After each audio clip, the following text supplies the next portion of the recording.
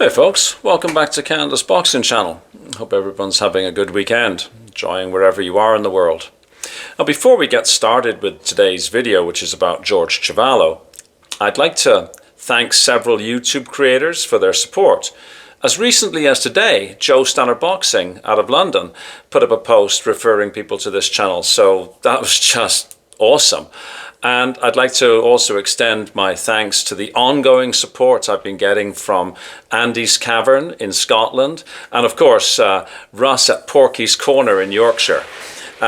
It's really heartening to get this support, especially in today's world, you know, where everybody seems to think that life is a zero-sum game. So it's absolutely, you know, blowing me away that people are being so supportive. Thank you. And of course, a special thanks to you. You're watching this video. You know, you're liking this and you're supporting me and you're subscribing and you're taking part in some of the discussions we're having back and forth. So that's, again, absolutely amazing. Now, let's get on to the story of George Chuvalo. As you know, I've been doing some historical videos looking at great champions from the past. And some people might say, well, George Chuvalo, he wasn't a world champion. And you're right, he wasn't a world champion. But he was one of the toughest, most durable heavyweights, I think, in boxing history. And of course, he's a Canadian. And this is Canada's Boxing Channel. And even though I wasn't born in Canada, I've been here more than a lifetime, so I'm as Canadian as anybody else. George Chuvalo fought the very best of the best, and he had a chin that, you know, I don't think you see those kind of chins today. But of course, this isn't just a boxing story. You know, there's a lot of tragedy and resilience and learnings we can take from the life of George Chuvalo. Now, he was born in Toronto, which is in the province of Ontario, on September the 12th, 1937. His folks actually had immigrated from Croatia. His dad came first, and then a number of years and worked on the roads and like a real hard-working kind of guy, right? And then he sent for his mom, and the family came over. And his dad worked in a meat packing factory, and his mom worked in a chicken plucking factory. Like, these were real salt of the earth, hard-working people. And so George Chuvalo did not have an easy childhood. His dad was a real strict disciplinarian. I think his mom had a softer spot for him, kind of thing. And it was his mom who actually saved up the money to buy him his very first pair of boxing gloves. He became an amateur boxer. He was like the best part of 200 pounds when he was 15 years old. And if you look at his pictures of him when he was a young man, he looks a bit like Steve Reeves, the bodybuilder. Like he had a really, really athletic frame on him. And this is, of course, well before the days of, you know, nutrition and strength and conditioning coaches and whatever. He was a natural athlete. I'm just looking at my notes here to make sure I don't make too many mistakes. By the time he was 17, he won the Canadian Amateur Heavyweight Championship. And in 1955, rather than going the Olympic route, he took himself professional, and he didn't have a management team behind him, or trainers behind him. He built a reputation early on as being a real iron-jawed slugger. But he took some defeats. He took a defeat against Pete Rademacher. He was DQ'd against Joe Erskine, the British boxer, Welsh boxer. And he actually then dropped out of boxing for a while in the 50s. And he became a used car salesman. I'm sure that when he went up to somebody and presented them their deal, you know, big hulking fellow, you wouldn't want to say no, right? Anyways, he decided that car sales wasn't for him. He really wanted to get back into boxing. So he moved himself down to Detroit, and he ended up being managed by the fellow who ran the chicken plucking factory that his mom worked at. So he actually managed to have some sort of direction and money behind him so he could hire a better trainer. But this was a guy who was doing it all on his own. Like, there was nothing like, you know, back in those days, no signing with Queensberry or Matchroom or Golden Boy or anything like that. This is a guy who's decided, I'm a tough guy.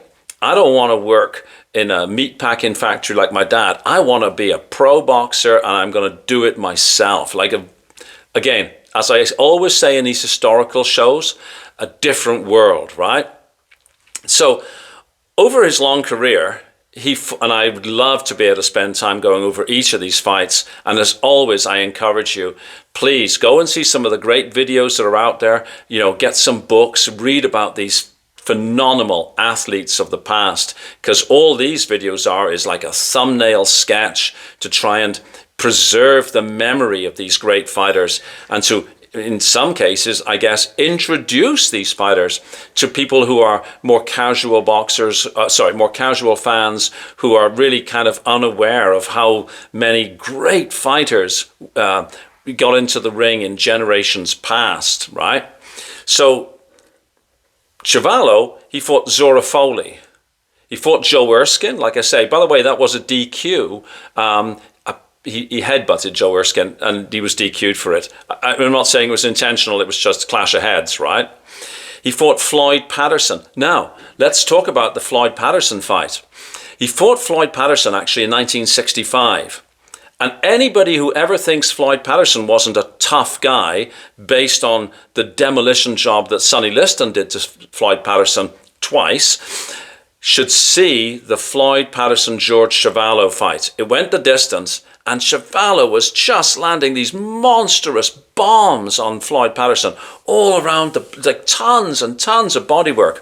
Muhammad Ali was actually there and watching and commentating. You can pick up Ali's voice if you watch the film footage. Floyd Patterson won a unanimous decision. I think it was 7-5 by one judge and 8-4 by two, or the other way around. Floyd Patterson was clearly the far more talented guy, but Floyd Patterson was toe to toe with George Chuvalo, and Floyd Patterson was taking an absolute hammering from these monstrous shots, which goes to show how tough and hard-hitting the great Sonny Liston was. Because remember, Sonny Liston destroyed Patterson in the first round in both their fights. So, just it puts it all in perspective, right? You see Floyd Patterson in there with George Chuvalo, and you think, wow, what a tough guy. Then you think that Sonny Liston destroyed him. Woo, how good was Sonny Liston, huh? Anyways, but besides the Floyd Patterson, he fought against Ernie Terrell. And he actually, right to the 80s or 90s when Chuvalo would be interviewed, he swears he beat Ernie Terrell. And it's another great fight to watch. Let me know what you think. And of course, he fought Joe Frazier and George Foreman, as well as 2 fights with the greatest, Muhammad Ali. I'd love to be able to talk about all the fights, but I'm looking at the clock. I know I'll run out of time, and nobody wants to sit and watch an hour of me talking, right? So let's just talk about the 2 Ali fights and the Frazier fight. Now, the first Ali fight was in Toronto, Canada. It was 1966, March the 29th. And this was, Ali was still known, of course, as Cassius Clay, and untouchable. 66 Ali is the heavyweight version of Sugar Ray Robinson when at his best. Like, Ali was not touchable. Ali he would glide, he moved like a middleweight and hit like a heavyweight. I mean, we all know how great Muhammad Ali was. Many people think of Ali as, in the 70s Ali, but go and look at the 1960s Ali. And so everybody thought this is going to be just a run out for Muhammad Ali. I mean, there's no way this big, slightly sort of more agricultural or industrial type guy, George Chuvalo, is going to have any chance whatsoever against Muhammad Ali. And Ali had called him the washerwoman and mocked him because of his, his lack of technical ability, lack of style. Well, the fight went the distance. So remember, this is 1960s version Ali. The fight went the distance, and Chuvalo just keeps coming forward. Ali is moving. Of course, Ali's doing Ali's doing things that no heavyweight can do, right? Ali's moving on the outside. Ali's peppering him with jabs. Ali's doing Ali. But unlike most of Ali's opponents, Chuvalo isn't stopping. He's not slowing down. He's just coming forward. And he's hitting Ali with everything, including, I have to say, hands up, it was kind of like a dirty fight because a lot of low blows were going in and a lot of sort of stuff around the kidneys were going in. And it's a home crowd. And the ref was giving Chuvalo, well, we would say, the benefit of the doubt. It wasn't until my memory's fading, maybe the 12th round, that the ref says to Chuvalo, hey, come on now, low blows. But Ali was being just beaten, right? And Ali was so far ahead on the scorecards, of course, because Ali was Ali. But you know what? He wasn't able to stop George Chuvalo. Ali, of course, adjusted, and he was the clear winner, a unanimous decision. But here's the thing.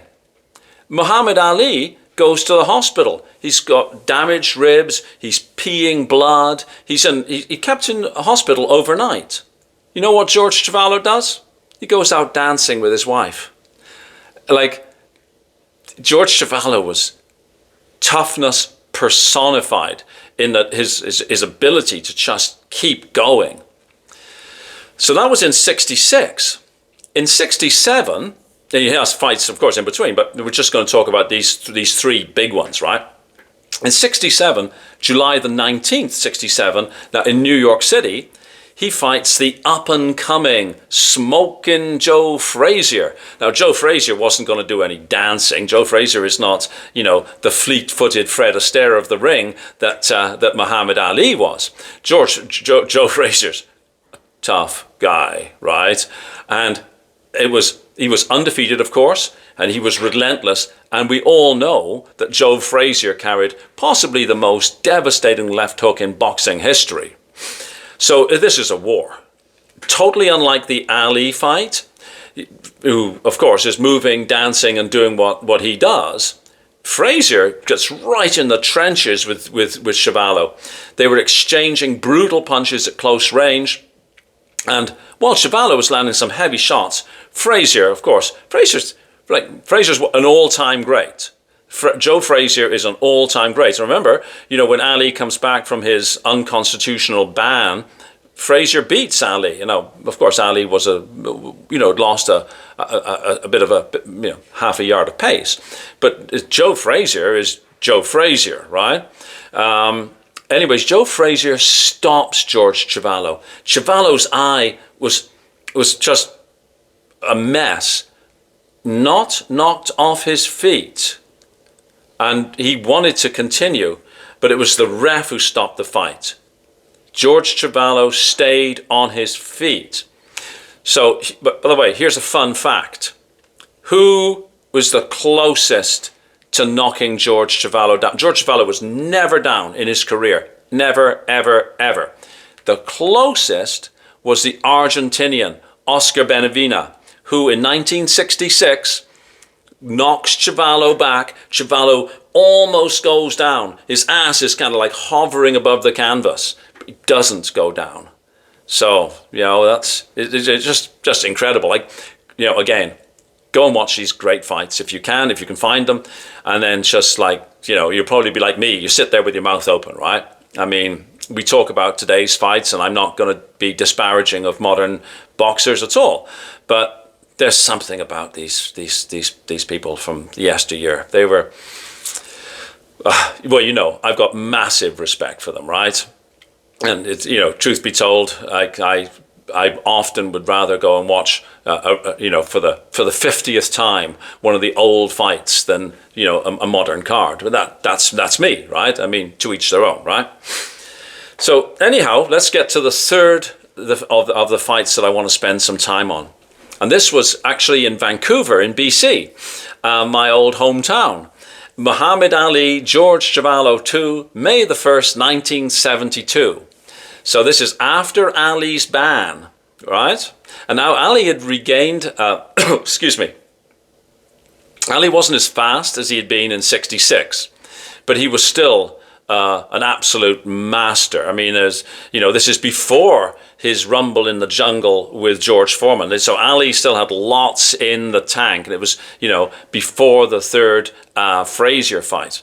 So the fight follows a very similar pattern. Ali controlled the distance with his jab. Again, Chuvalo,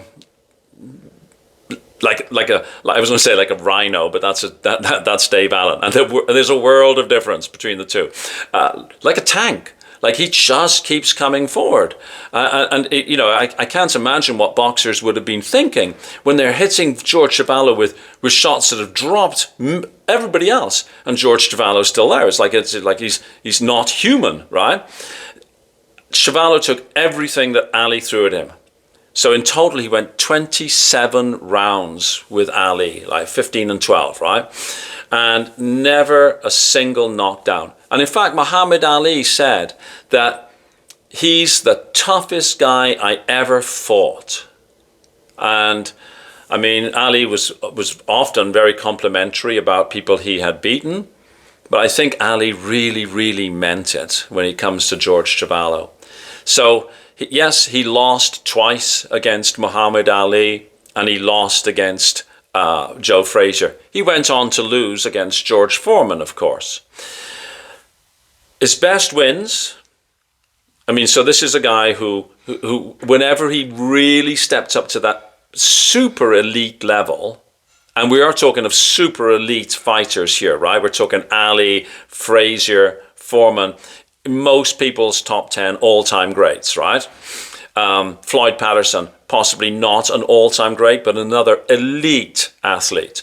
When we consider that, George Chuvalo lost against these folks, there's no shame in losing against prime Muhammad Ali, prime Joe Frazier, prime George Foreman, right? There's a very, very, very small list of people who can survive with those type fighters. Best wins that George Chuvalo ever had? Well, I mean, you can look at BoxRec and you can pick your own names.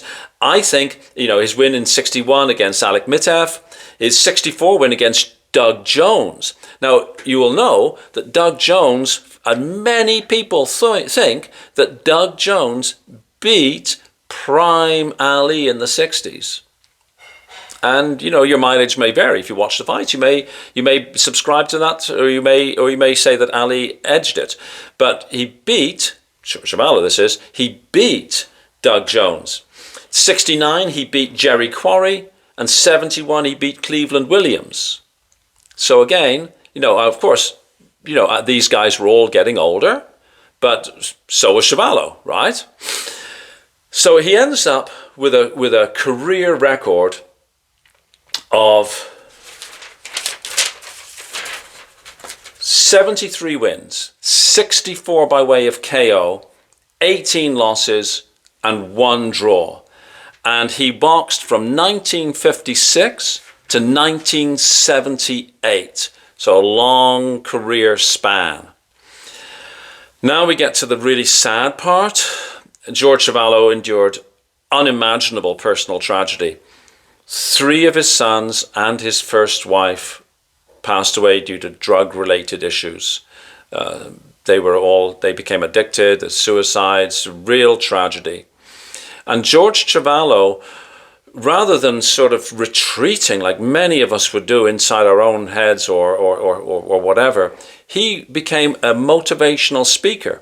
He would travel across Canada speaking to at-risk youth, indigenous groups, etc., about the dangers of drug addiction, and became a Canadian icon, as much for that as for the work he had done in the ring. He became a beloved Canadian. And at one time, he was as well known as other Canadian icons like Gordie Howe, for example. Like, he was a very, very well-known man in Canada. In later years, he's facing, I guess, really severe health issues.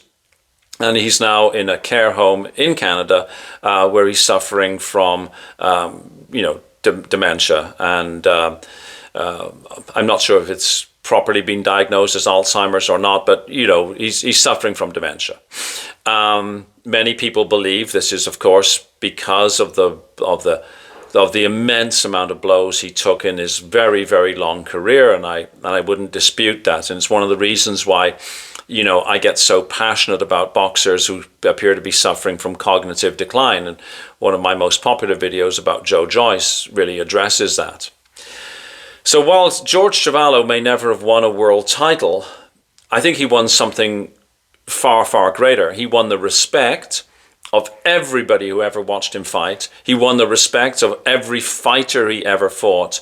And I think he should be remembered for those things, and then remembered for the great work he did post his boxing career, where he undoubtedly would have saved lives by speaking to vulnerable youth about the dangers of drugs, etc., so forth, right? And I think he should be honored and respected for that. So, as always, I ask the question: is he underrated, overrated? Rated about right? I would say he's rated about right. He's recognized universally as a really tough fighter. Does he make my lifetime top 10? Well, no, he doesn't. And that's not to detract from the achievements he did in the ring. It's just that because he never won a world title and he never won against some of the top level opposition, he doesn't make my lifetime top 10. He boxed, of course, well into my life, throughout my lifetime, so to speak. And of course, then he doesn't make the all-time. But he is somebody who I think we should remember, we should respect, and we should look back upon and say, wow, what an incredible man who went toe-to-toe with the very best that the heavyweight division has ever produced. How would he fare today? Well, I have my view. If you can go 15 rounds with Muhammad Ali when Ali is at his absolute peak, if you can, get into the ring with Joe Frazier, if you can survive in the ring with George Foreman, I'm thinking you're going to do pretty well in 2025. But of course, different times. Anyways, thank you so much for watching. I hope that you will now be motivated to find out more about this great Canadian icon, George Chuvalo, and that you will like, share, subscribe, but most importantly, have a fabulous day wherever in the world you are. Thank you very much for watching. Cheers. We'll see you on the next one. Bye-bye.